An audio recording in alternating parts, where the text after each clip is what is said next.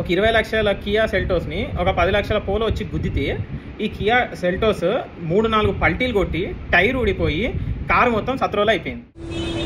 నిలబడినాడు ఇక్కడ వాటర్ తాగుదామని వాడు స్పీడ్ వచ్చింది తిరుగుతాను 2 ఎయిర్ బ్యాగ్ ఓపెన్ అయినా తిరుపతి పోయి ఆడలేడు తిరిగింది మొత్తం తిరుపతి వెనక నుంచి వచ్చిన బండి గుద్దిందా? ఎవడుంది ఇది సైడ్ వెయిట్ ఉంది. ఆగి ఉన్న కారు ఇది రోడ్డు పక్కన హైవేలో కియా సెల్టోస్ ఆగి ఉంది. వెనక నుంచి వచ్చి ఒక పోలో గుద్దింది.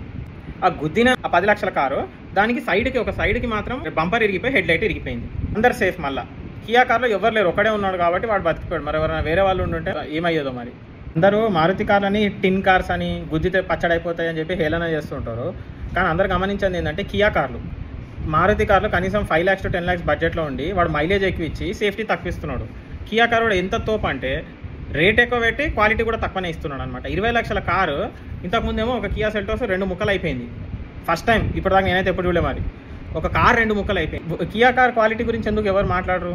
చాలా సార్లు వచ్చాయి ఇట్లాంటివి. ఇదైతే మరీ దారుణము. చిన్న కారు 10 లక్షల కారు 20 లక్షల కార్ని గుద్దితే 4 పల్టీలు కొట్టి టైర్ ఇరిగి బయటకు వచ్చిపోయింది. 20 lakhs కియా సెల్టోస్కి వర్త్ అంటారా?